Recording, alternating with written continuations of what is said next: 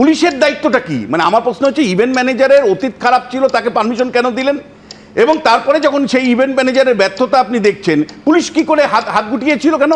কেন 16 জন এসপি এবং এএসপি থাকার পরেও 2200 পুলিশ অফিসার আমাদের করের টাকা দিয়ে থাকার পরেও একটা সুষ্ঠু ম্যানেজমেন্ট করতে পারলো না? কেন মুখ্যমন্ত্রী মমতা বন্দ্যোপাধ্যায়কে লজ্জায় মাথা হেট করে মানে বাড়ি থেকে রওনা দিয়েও আবার ফিরে যেতে হলো? কেন তাকে ক্ষমা চাইতে হলো? কেন এই মানে আইন শৃঙ্খলা রক্ষার দায়িত্ব তো রাজ্যের মানে প্রশাসনের, পুলিশের। তাহলে পুলিশকে যদি দায়বদ্ধ যদি হয় পুলিশ, তাহলে মমতা বন্দ্যোপাধ্যায় পুলিশ মন্ত্রী, তাকে দায়টা নিতে হবে। শুধুমাত্র ক্ষমা চাওয়া কি যথেষ্ট? ঘটনাটা প্রমাণ করে যে আমাদের যে প্রাতিষ্ঠানিক দুর্নীতি, যেটা আমি বারবার বলি আপনাকে, যে তৃণমূলের লাস্ট 10 বছরে যেভাবে প্রাতিষ্ঠানিক দুর্নীতি, শিক্ষা ক্ষেত্রে দেখেছেন, রেশন ক্ষেত্রে দেখেছেন, মানে সব সময় টাকা টাকা টাকা চাই। এই ঘটনাটা কিন্তু বারবার প্রমাণ করে।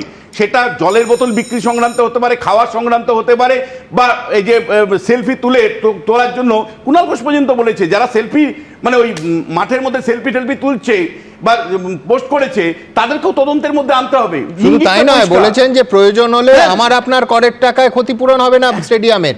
যারা ওখানে ছিলেন তাদের আইডেন্টিফাই করে, কুণাল ঘোষের দাবি, তাদের কাছ থেকে পয়সা নিয়ে স্টেডিয়াম সারাতে হবে। তার মানে গল্পটা একদম পরিষ্কার। প্রাতিষ্ঠানিক দুর্নীতি কেবল রেশন আর মানে শিক্ষা ক্ষেত্রে নয়, 100 দিনের কাজে নয়, এই ধরনের দুর্নীতি আমাদের মজ্জার মধ্যে ঢুকেছে। মেসি শুধু বাঁ পায়ে তার বিমার মূল্য প্রায় $900 মিলিয়ন, মানে ভারতীয় মুদ্রায় যদি কনভার্ট করি 7,489 কোটি টাকা। ভেবে দেখো, মেসিকে আঁচড় দেওয়া হচ্ছে, কনুইয়ের গুঁতো দেওয়া হচ্ছে, তারপরে বোতল ছোঁড়া শুরু হলো। এবং খারাপ কিছু যদি হতো তাহলে ভারতবর্ষকে তো তাহলে বিক্রি হয়ে যেতে হতো ওই ইন্স্যুরেন্সের টাকা দেওয়ার জন্য। দ্বিতীয়, মেসি যখন যেখানেই যান সারা পৃথিবী সেদিকে নজর রাখে।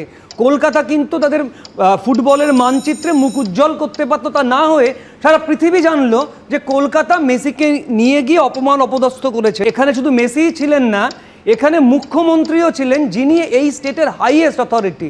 আর মুখ্যমন্ত্রী যেখানে যান সেই জায়গার অন্তত 4 ঘন্টা আগে থেকে পুলিশ জায়গাটা দখল নিয়ে নেয়। তাহলে যখন দেখলো বোতল আছে, তখন সে বোতল আটকালো না কেন? অবাঞ্ছিত লোকেরা ঢুকলো কি করে?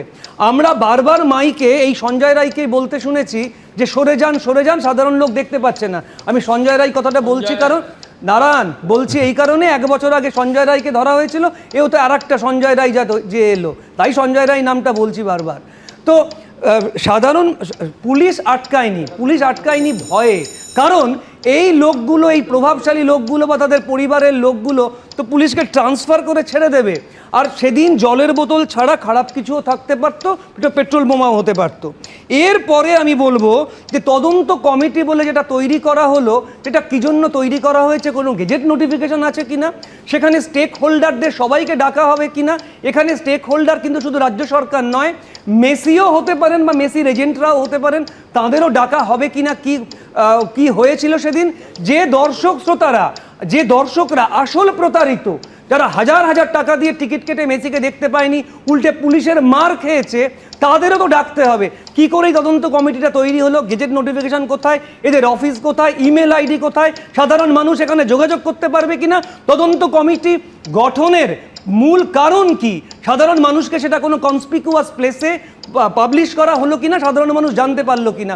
তদন্ত কমিটিটা কি শুধু আইওয়াস, নাকি তদন্ত কমিটির আসল কোনো উদ্দেশ্য আছে? এবিপি আনন্দ, এগিয়ে থাকে, এগিয়ে রাখে।